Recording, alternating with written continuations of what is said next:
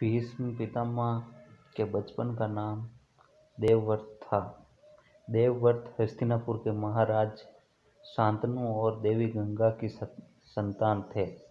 देवव्रत की माता गंगा देवी अपने पति शांतनु को दिए वचन के मुताबिक वे अपने पुत्र को अपने साथ ले गई थी। देवव्रत की प्रारंभिक शिक्षा और लालन पालन माता गंगा ने ही किया। देवव्रत की शिक्षा पूरी करने के बाद देवी गंगा ने उन्हें उनके पिता महाराज शांतनु को सौंप दिया। इसके बाद महाराज शांतनु ने अपने पुत्र देवव्रत को हस्तिनापुर का युवराज घोषित कर दिया। हस्तिनापुर नरेश महाराज शांतनु को शिकार का बहुत शौक था। महाराज शांतनु एक दिन शिकार खेलते खेलते गंगा तट के पार चले गए। गंगा तट पर शांतनु की मुलाकात हरिदास केवट की पुत्री मत्स्य गंगा सत्यवती से हुई।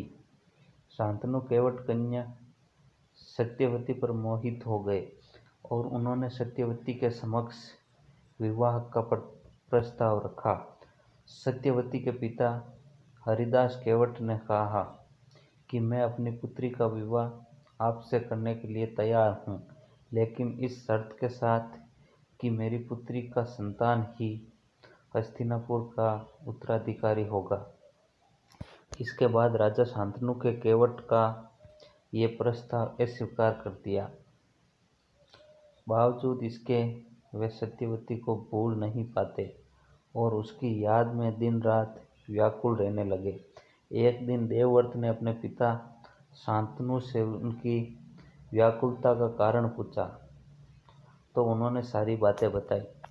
तब देवव्रत स्वयं केवट हरिदास के पास गए और हाथ में गंगा जल लेकर आजीवन अविवाहित रहने की प्रतिज्ञा ली। देवव्रत की इसी कठिन प्रतिज्ञा के कारण उनका नाम भीष्म पड़ा। इसके बाद महाराज शांतनु ने प्रसन्न होकर अपने पुत्र भीष्म को इच्छा मृत्यु का वरदान दिया। भीष्म